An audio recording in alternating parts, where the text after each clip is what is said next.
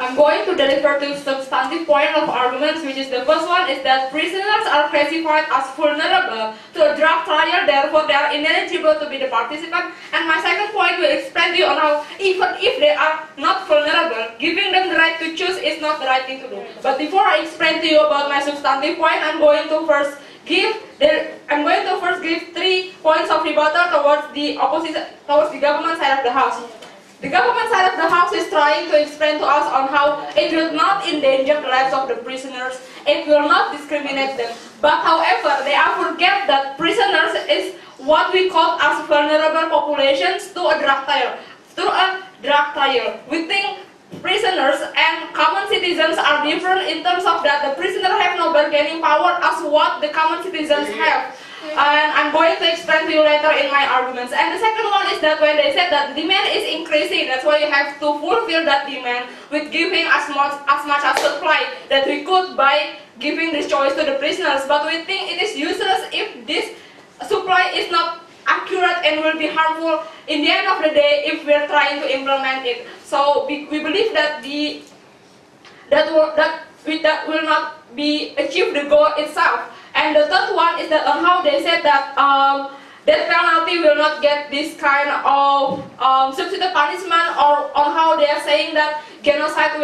we're going to make a perfect mechanism where the perfect substitute will be given to the perfect perpetrator. But we do believe that whatever the crime it is that they done, we still believe that it is not right for us to give them the right to choose what kind of punishment they want in the end of the day, which will be later explained also in my argument. Now goes to my substantive point. The first one is on how they forget that prisoners is also included as a vulnerable population.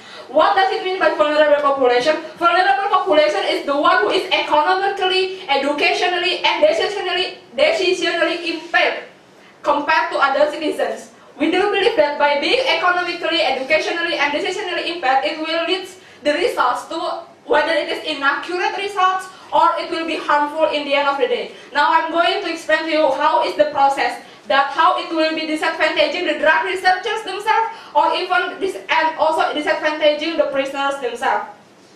There are two scenarios that probably will hurt either the prisoners or the drug researchers. Let's go to the first scenario. We do believe that prisoners, compared to a common citizens, have no bargaining power whatsoever since they have violated and broke the law. We do believe that it will hurt the prisoners in a way that they are badly treated since they are economically and decisionally impaired. One case is like the history has proven that in long time ago, until 1970s, the American has doing this kind of drug trial towards the prisoners, and there are so many violations of human rights and overexploitations happen toward the prisoners. One very simple case is on how prisoners long ago has been told not to eat and suffer in order to see the psychological damage that they get. Since they are a prisoner, they have no Since they are a prisoner, they have no whatsoever defender. They have no whatsoever money to ask the bargaining power for them in order to argue on how this is not what exactly they want or they need to do. So we do believe that this first scenario are seen where the prisoners are seen as weaklings, no right whatsoever, will be overexploited. And the second one, the drug researchers, the drug researcher themselves, it is inevitable that the drug researcher will underestimate the condition of the prisoners since they have no bargaining power in the society. Now, okay. Please explain how it would be different to citizens who are free but economically. Okay, I'm going to explain to you.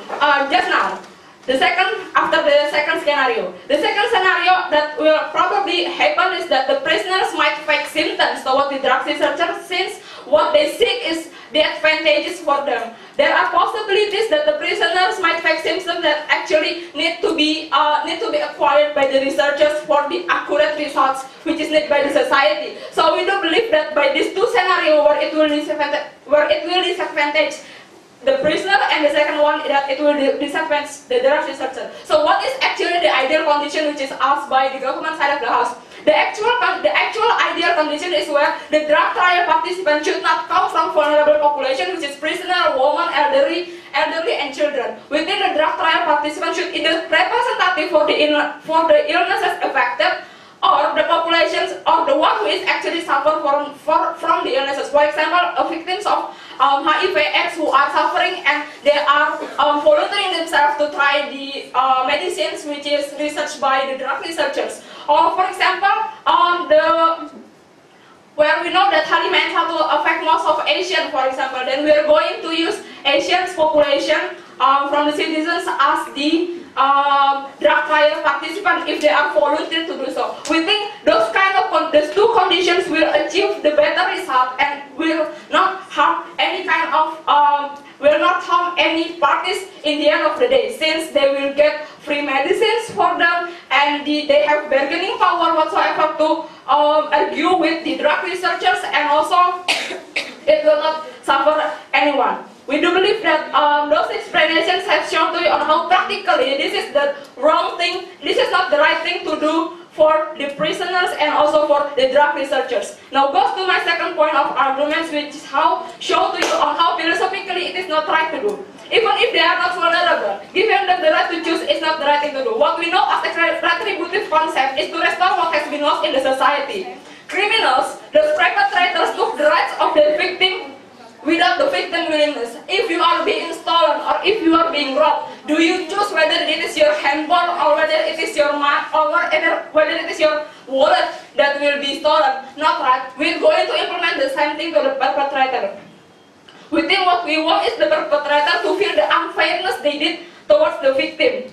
Giving the correct and proper amount of punishment without any alternatives of choice, giving only one certain kind of punishment, therefore is the just and right thing to do. We hope that finally the perpetrator will learn that what they did is wrong and how restricting the right of the victim is wrong at the end of the day. We think the proper form and the correct reward for the contribution of prisoners to society is on the form of remissions and also amnesty, which was already given by the which is already provided by the status quo. So by explaining to you on how practically it will harm many parties and on how second philosophically it is not the right thing to do because it is unfair for the victim and also will not give retributive concept towards the perpetrator, we do believe that this motion should fall. Thank you.